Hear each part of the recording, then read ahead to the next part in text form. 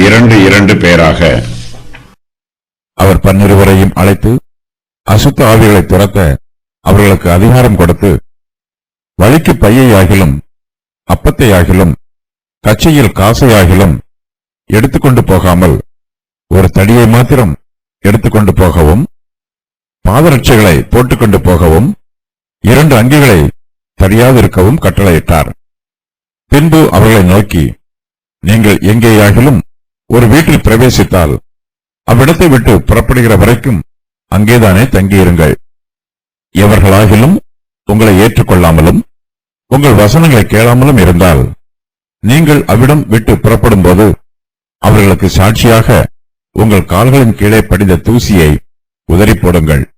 நியாய தீர்ப்பு நாளிலே அந்த பட்டணத்திற்கு நேரிடுவதை பார்க்கிறோம் சோதோம் கொமோரா பட்டணத்திற்கு நேரிடுவது இலகுவாயிருக்கும் என்று மெய்யாகவே உங்களுக்கு சொல்லுகிறேன் என்று சொல்லி அவர்களை 2 பேராக அனுப்பினார்.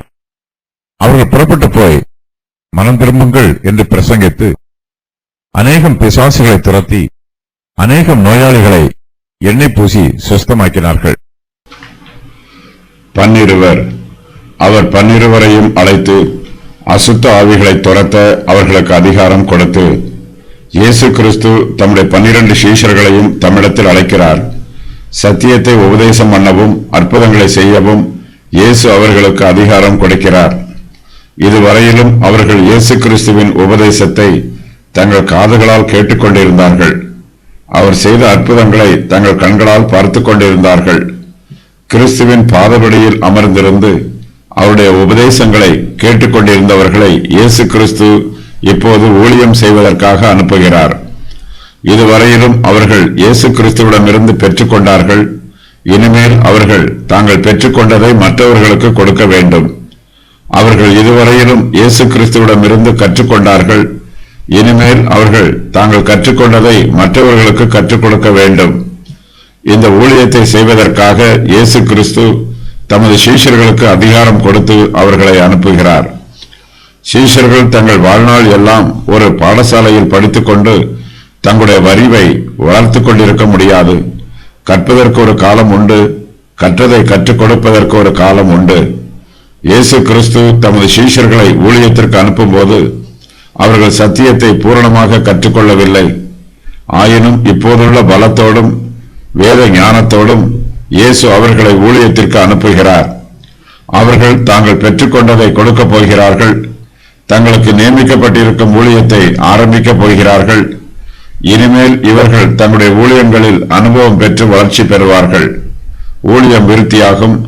ஆரம்பத்தில் சில குறைகள் இருந்தாலும் போக போக ஏற்ற காலங்களில் அவையெல்லாம் சீராகும். அசுத்த ஆவிகளை துரத்த இயேசு கிறிஸ்து தமது சீஷருக்கு அதிகாரம் கொடுக்கிறார். பிசாசின் ராஜ்யத்தை இவர்கள் தகர்க்க வேண்டும். மனுஷருடைய சரீரங்களை பிசாசுகள் பிடித்துக்கொண்டு அவர்களை அலைக்கழிக்கின்றன. சீஷர்கள் அந்த பிசாசுகளை எல்லாம் இயேசு கிறிஸ்துவின் நாமத்தினால் பரிசுத்த ஆவியானவருடைய வல்லமையினால் துரத்த வேண்டும். வழிக்கு பையையாகிலும் அப்பத்தையாகிலும் கச்சையில் காசையாகிலும் எடுத்துக்கொண்டு போகாமல் ஒரு தடியை மாத்திரம் எடுத்துக்கொண்டு போகவும், பாதரட்சைகளை போட்டுக்கொண்டு போகவும், 2 அங்கிகளை தெரியாதிருக்கவும் கட்டளையிட்டார். சீஷர்கள் ஊழியத்திற்கு போகும்போது தங்களுடைய ஜீவாதாரத்திற்கு தேவையான பொருட்களை தங்களோடு கொண்டு போக வேண்டாம் என்று இயேசு அவர்களுக்கு கட்டளையிடுகிறார். வழிக்கு பையையோ போஜனத்திற்கு அப்பத்தையோ செலவு பண்ணுவதற்கு காசையோ அவர்கள் கொண்டு போகக்கூடாது. ஒருவரிடம் இவையெல்லாம் இல்லை என்றால் அவர் சாதாரண ஏழையாக இருப்பார். இயேசு கிறிஸ்துவின் சீஷர்களும் ஊழியத்திற்கு போகும்போது உலக பொருட்கள் நிறைந்த செல்வந்தர்களாக போகவில்லை. உலகத்தின் பார்வைக்கு அவர்கள் எங்கு சென்றாலும் சாதாரண ஏழைகளாகவே இருக்கிறார்கள். இவர்களிடம் உலக பொருட்கள் இல்லாத போதும் பரிசுத்த ஆவியானவரின் அபிஷேகமும் தேவனுடைய வல்லமையும் நிறைவாக உள்ளது. இதற்கு பின்பு இயேசு அவர்களை ஊழியத்திற்கு அனுப்பும் போது பணப்பையும் சாமான் பையும் உடையவன் அவைகளை எடுத்துக்கொள்ள கடவன் என்று அனுமதி கொடுக்கிறார். இவைகளை கொண்டு போவதனால் இயேசு கிறிஸ்துவின் கரிசனையும் அன்பும் பராமரிப்பும் அவர்களை விட்டு நீக்கப்பட்டது என்பது பொருள் அல்ல. முதலாவது ஊழியத்திற்கு சென்றபோது சீஷர்களுக்கு ஏற்பட்ட அனுபவங்களை விட இப்போது மிகவும் மோசமான அனுபவங்களை அவர்கள் சந்திக்கப் போகிறார்கள். ஆகையினால் சீஷர்கள் ஒரு சில பொருட்களை தங்களோடு எடுத்துக்கொண்டு போவதற்கு இயேசு கிறிஸ்து அங்கீகரித்திருக்கிறார். சீஷர்கள் ஒரு தடியை மாத்திரம் தங்களோடு எடுத்துக்கொண்டு போகலாம் என்று இயேசு அனுமதிக்கிறார். பாதசாரியாக நடக்கிறவர்கள் பயன்படுத்தும் தடிகளையே மார்க்கு இங்கு குறிப்பிடுகிறார். மத்தேயும் லூக்காவும் இதை பற்றி எழுதும்போது சீஷர்கள் தடிகளை எடுத்துக்கொண்டு போகக்கூடாது என்று இயேசு கூறியதாக எழுதியிருக்கிறார்கள். மத்தேயுவும் லூக்காவும் குறிப்பிடும் தடிகள் சண்டை போடுவதற்கு பயன்படுபவை. சீஷர்களை சண்டை போடுவதற்கு இயேசு கிறிஸ்து அனுப்பவில்லை. சமாதானத்தின் பிரதிநிதிகளாகவே இயேசு கிறிஸ்து அவர்களை அனுப்புகிறார். சீஷர்கள் தங்கள் கால்களில் பாதரட்சைகளை போட்டுக் கொள்ளலாம், ஆடம்பரமான பூட்ஸுகளை போட்டுக்கொள்ளக்கூடாது. தங்களால் முடிந்த வரையிலும் சீஷர்கள் மிகவும் எளிமையான வஸ்திரங்களையே தரித்திருக்க வேண்டும், எளிமையான உடுப்புகளையே உடுத்த வேண்டும். சீஷர்களுக்கு 2 அங்கிகள் கூட அனுமதிக்கப்படவில்லை. சீஷர்களின் பிரசங்கத்தை கேட்பவர்கள் பிரசங்கத்தையும் ஏற்றுக்கொள்ள வேண்டும், அவர்களையும் சந்தோஷமாக ஏற்றுக்கொண்டு உபசரிக்க வேண்டும். அரபு நாடுகளில் ஒருவர் நம்மோடு சேர்ந்து அப்பம் புசித்தால் அவர் நமது சிநேகிதர் என்று பொருள். சில நாடுகளில் நமக்கு ஒருவர் புசிப்பதற்கு அப்பம் தரும்போது நாம் ஏற்றுக்கொள்ள மறுப்பது அவரை அவமதிக்கும் செயலாகும். நாம் அவருடைய விரோதி என்று அவர்கள் முடிவு செய்து விடுவார்கள். ஒரு தடியை மாத்திரம் சீஷர்கள் எடுத்துச் சென்றால் போதுமானது. நீண்ட தூரம் நடக்கும்போது தடியை ஊன்றி நடந்தால் கால் வலி குறையும். ஒரு வீட்டில் பிரவேசித்தால் பின்பு அவர்களை நோக்கி, நீங்கள் எங்கேயாகிலும் ஒரு வீட்டில் பிரவேசித்தால் அவ்விடத்தை விட்டு புறப்படுகிற வரைக்கும் அங்கேதானே தங்கியிருங்கள். இயேசு கிறிஸ்து தம்முடைய சீஷர்களை ஊழியத்திற்கு அனுப்புகிறார். அவர்கள் பல பட்டணங்களுக்கும் கிராமங்களுக்கும் புறப்பட்டு போகிறார்கள். அவர்கள் ஏதாவது ஒரு வீட்டில் பிரவேசிக்கும் போது அந்த வீடே அவர்களுடைய ஊழிய ஸ்தலமாயிற்று. அவ்விடத்தை விட்டு புறப்படுகிற வரையிலும் அவர்கள் அங்கேதானே தங்கியிருக்க வேண்டும் என்று இயேசு கிறிஸ்து அவர்களுக்கு கட்டளையிடுகிறார். ஊழியக்காரர்கள் ஒரு வீட்டில் தங்கும் போது மிகுந்த ஞானத்தோடு நடந்து கொள்ள வேண்டும். அந்த வீட்டில் உள்ளவர்கள் தங்களை ஏற்றுக்கொள்ள ஆயத்தமாக இருக்கிறார்களா என்பதை புரிந்து கொள்ள வேண்டும். வீட்டுக்காரருடைய விருப்பத்திற்கு மாறாக ஒரு வீட்டில் தங்கி அவர்களுக்கு உபத்திரவமாக மாறிவிடக்கூடாது. தங்களை அழைக்காத வீடுகளுக்கு சென்று அவர்களுக்கு கஷ்டத்தை கொடுக்கக்கூடாது. தங்களை அழைத்து உபசரிக்கும் வீடுகளில் மாத்திரம் சிறிது காலம் தங்கியிருக்கலாம். கால்களின் கீழே படிந்த தூசி எவர்களாகிலும் உங்களை ஏற்றுக்கொள்ளாமலும் உங்கள் வசனங்களை கேளாமலும் இருந்தால் நீங்கள் அவ்விடம் விட்டு புறப்படும் போது அவர்களுக்கு சாட்சியாக உங்கள் கால்களின் கீழே படிந்த தூசியை உதறி போடுங்கள். நியாய தீர்ப்பு நாளிலே அந்த பட்டணத்திற்கு நேரிடுவதை பார்க்கிலும் சோதோம் கோமோரா பட்டணத்திற்கு நேரிடுவது லகுவா இருக்கும் என்று மெய்யாகவே உங்களுக்கு சொல்லுகிறேன் என்று சொல்லி அவர்களை 2 பேராக அனுப்பினார். கிறிஸ்துவின் ஊழியக்காரர்களை ஏற்றுக்கொள்ளாதவர்கள் அவருடைய சுவிசேஷ செய்தியை ஏற்றுக்கொள்ளாதவர்கள். இவர்கள் சபிக்கப்பட்டவர்கள். சுவிசேஷ வசனங்களை ஜனங்கள் கேட்கவில்லை என்றால் ஊழியக்காரர்கள் அவ்விடம் விட்டு புறப்படும் போது அவர்களின் கால்களின் கீழே படிந்த தூசியை உதறி போட வேண்டும். இது அவர்களுக்கு விரோதமான சாட்சியாக இருக்கும். இந்த தூசி எகிப்து தேசத்தின் மீது விழுந்த தூசியை போல் இருக்கும். எகிப்து தேசம் எங்கும் விழுந்த தூசி மனிதர் மேலும் மிருக ஜீவன்கள் மேலும் எரிபந்தமான கொப்பளங்களை எழும்ப பண்ணிற்று.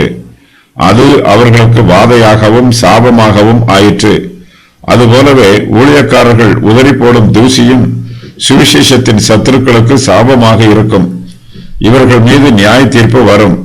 சோதோம் கோமோரா பட்டணங்களுக்கு நேரிட்ட சாபத்தை விட இவர்கள் மீது வரும் சாபம் மிகவும் கடினமாக இருக்கும். இயேசு கிறிஸ்து தம்முடைய சீஷர்களுக்கு கட்டளையிட்ட பின்பு அவர்களை 2 பேராக ஊழியத்திற்கு அனுப்புகிறார். அந்நியர்கள் மத்தியில் இவர்கள் ஊழியம் செய்ய போகிறார்கள். சீஷர்கள் ஆதரவாக இருக்க வேண்டும் என்பதற்காக இயேசு இவர்களை 2 பேராக அனுப்புகிறார். 2 பேராக செல்லும் போது அவருடைய கரங்கள் பலப்படும். ஒருவருக்கொருவர் சோர்ந்து போகும் இருதயங்களை ஒருவருக்கொருவர் உற்சாகப்படுத்திக் கொள்ளலாம். ஒருவருக்கொருவர் உதவி புரியலாம். ஒரு வேலையை ஒருவர் தனியாக செய்வதற்கு பதிலாக அதை 2 பேராக சேர்ந்து செய்யும் போது அந்த வேலை லகுவாக இருக்கும். இயேசு கிறிஸ்துவின் ஊழியக்காரர்களாகிய நாமும் ஒருவருக்கொருவர் உதவியாக இருக்க வேண்டும், உதவி செய்யவும் வேண்டும், உதவியை பெற்றுக்கொள்ளவும் வேண்டும். மனம் திரும்புங்கள். அவர்கள் புறப்பட்டு போய் மனம் திரும்புங்கள் என்று பிரசங்கித்து எல்லா மனுஷரும் மனம் திரும்ப வேண்டும் என்று சீஷர்கள் பிரசங்கம் பண்ணுகிறார்கள். மனுஷர் தங்களுடைய மனதின் சிந்தனைகளை மாற்றிக்கொள்ள வேண்டும், தங்கள் வாழ்க்கையை புதுப்பித்துக் கொள்ள வேண்டும். மனுஷரை மனம் திரும்ப வைப்பதே சுவிசேஷ பிரசங்கியாரின் முக்கியமான இலக்கு. இதுவே சுவிசேஷத்தின் மகா பெரிய திட்டம். மனுஷர் தங்களுடைய பாவ வழிகளில் இருந்து மனம் திரும்பி பரிசுத்தமான புதிய வழிக்கு திரும்பி வர வேண்டும்.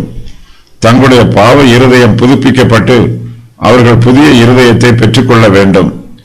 சீஷர்கள் சத்தியத்தை பிரசங்கம் பண்ணும்போது தேவையற்ற வாக்குவாதங்களுக்கோ அல்லது விவாதங்களுக்கோ இடம் கொடுக்கவில்லை. சுவிசேஷத்தை அரைகுறையாக பிரசங்கிக்கவில்லை. ஏதோ ஒரு ஆர்வத்தை தூண்ட வேண்டும் என்னும் ஆசையில் சீஷர்கள் ஏனோ தானோ என்று பிரசங்கம் பண்ணவில்லை. சீஷர்களுடைய பிரசங்க செய்தி மிகவும் உறுதியாகவும் தெளிவாகவும் இருக்கிறது. மனுஷர் தங்கள் பாவங்களில் இருந்து மனம் திரும்பி தேவனிடத்திற்கு திரும்பி வர வேண்டும் என்பதே சீஷர்கள் பிரசங்கித்த மைய செய்தியாகும்.